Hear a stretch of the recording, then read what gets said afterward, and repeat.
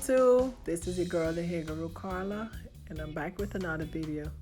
Today's video is sponsored by Luvin Hair. I'm about to install this 24-inch body wave 360 lace wig. It's 180 density. The wig is very full and it's very soft. It's already pre-plucked, so I really don't have to pluck it, but I'm gonna go ahead and customize it to the client's liking.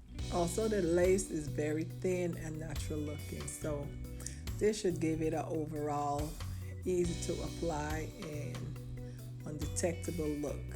So y'all stay tuned, keep watching my video, and y'all can leave a comment on the end, and I'll let y'all know the results of this wig.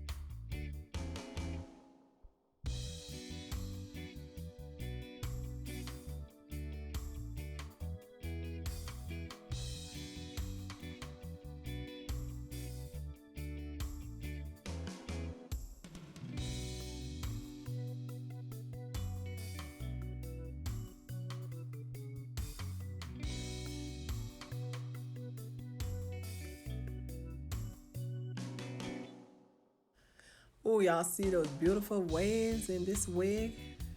The waves are very beautiful. but my client want to wear the hair straight.